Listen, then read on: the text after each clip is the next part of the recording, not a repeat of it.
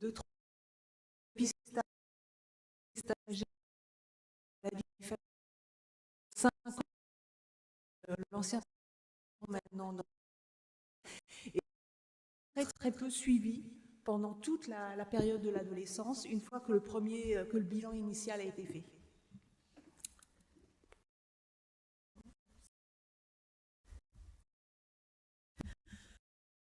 Pourquoi est-ce qu'on a écrit un livre sur la maladie de Randy-Osler? Alors ça vient d'abord de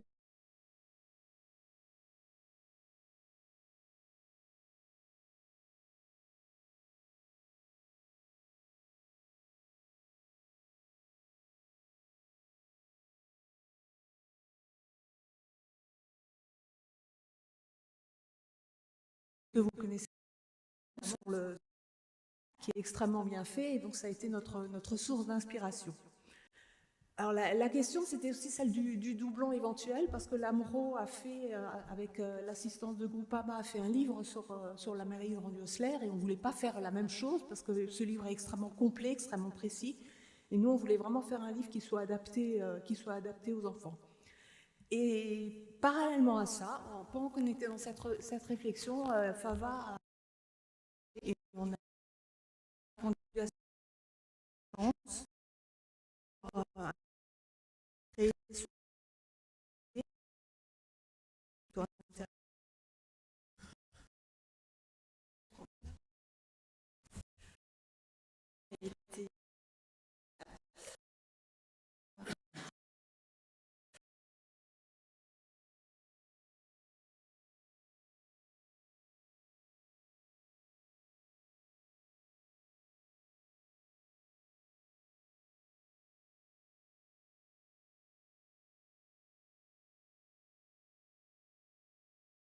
des jeunes qui nous sont ou la maladie. Et en interrogeant, en faisant relire à des ados qui, eux, ne connaissaient pas du tout la maladie de Randy-Osler, ça nous a permis de mettre en évidence des points qu'on aurait pu oublier, et c'était important pour ça. Et donc, suite à toutes ces modifications, donc on a réécrit, relu, en parallèle avec une graphiste et un illustrateur. Donc, on a abouti à la version finale, ici la couverture. Là, le sommaire, donc, qui se présente comme ceci. Il y a 4 chapitres avec chacun une thématique. Donc, voilà les exemples à l'intérieur. Donc, les chapitres, il y a une page à chaque fois avec un dessin, des couleurs par chapitre. Donc le premier, voilà, qu'est-ce que la maladie de Randy-Osler? Après, le deuxième chapitre, c'est plus sur la vie, la scolarité, les études, les amis. Troisième chapitre sur la santé et quatrième sur l'avenir. Voici comment ça se présente un peu sous forme de questions, avec voilà, des paragraphes, des illustrations à chaque fois. Hop. Et voilà, donc ça a vraiment été un travail collaboratif avec toute l'équipe du centre de référence, les différents centres de compétences, la filière qui nous a soutenus pour le financement. Également le graphiste et l'illustratrice. Ouais. Donc en pratique, qu'est-ce qu'on fait de ce livre, donc qu'on a maintenant à disposition depuis quelques mois, quelques années. Donc ce livre est remis aux jeunes patients au départ on partait sur 10 ans, mais finalement on les remet dès 8 ans. On les remet lors des consultations dans le centre de référence et lors des consultations dans les centres de compétences. Ce livret a été traduit en anglais à la collaboration de Vasker, ce qui est vraiment chouette de voir voilà, que ce livret la difficulté par rapport à l'Europe, c'est les différences. Vous avez vu, on parle de la telle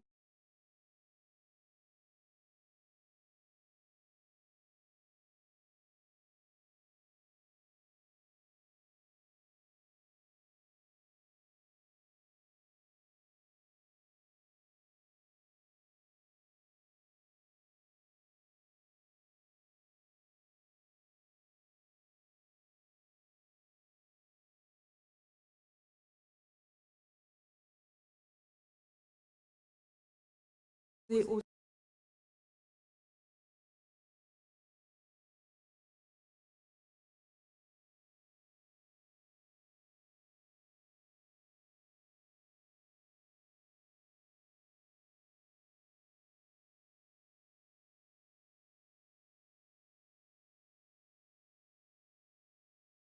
vous parlez d'adapter, ben c'était le minimum quand même qu'on puisse leur proposer.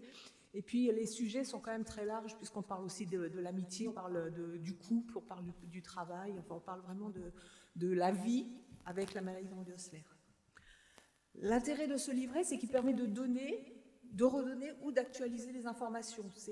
Ça me semble important pour les jeunes, comme je disais, qui sont diagnostiqués dans l'enfance et qui finalement, après, ont un suivi très, très ponctuel jusqu'à l'âge adulte. Donc ça leur permet de revenir vers ces informations.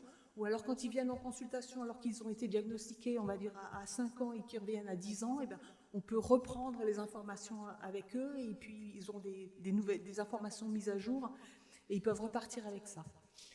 C'est un support qui est plutôt rassurant pour les parents parce que les parents ont souvent le livret Groupama, mais qui est très, très complet, qui est parfois un peu compliqué à comprendre ou à aborder. Donc là, ils ont la certitude d'avoir une information qui est rigoureuse, que les sources sont fiables, et ça permet aussi d'aborder finalement la question de la maladie de Osler avec leurs enfants, et puis de pouvoir répondre aussi aux questions des enfants quand ils ont des difficultés à répondre à certaines questions. Le livret, comme je disais qu'il est très complet, finalement c'est un complément à la consultation médicale parce que finalement le courrier que le médecin va adresser aux parents ou même à l'enfant ne sera pas lu par l'enfant ni l'ado, mais l'enfant ou l'ado aura son livre avec tous les sujets qui sont abordés. Ce qui a été un point de surprise pour nous par rapport à ce livre, c'est l'intérêt aussi pour les jeunes qui ne sont pas concernés par la maladie de Osler. Ce que j'entends par là, c'est que quand on fait le dépistage pour une fratrie, il y en a qui sont porteurs, il y en a qui ne sont pas porteurs, mais même ceux qui ne sont pas porteurs sont intéressés par ce livret et il m'arrive très régulièrement d'en donner à chaque enfant de la fratrie parce qu'ils ont envie d'avoir le leur, parce qu'ils se posent des questions sur la maladie du papa ou de la maman, parce que c'est ça aussi, et où ils se posent des questions sur la maladie de leur frère ou de leur sœur.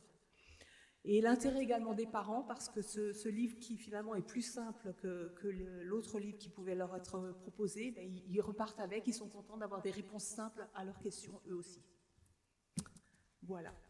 Ce que je disais, donc, ce qui est important, c'est surtout le fait que les enfants, finalement, entre le diagnostic et le moment d'apparition des signes, c'est vrai qu'on peut les perdre à ce moment-là. Et même, on n'en est même pas à parler de transition, puisqu'on ne les voit pas parfois pendant un bon moment. L'avantage, c'est que comme c'est une maladie familiale, on voit les parents, on peut rappeler aux parents que c'est important de voir les enfants, mais quand même, ce livre, il permet finalement d'emmener l'enfant du diagnostic jusqu'à l'apparition des signes d'une manière plus autonome. Merci.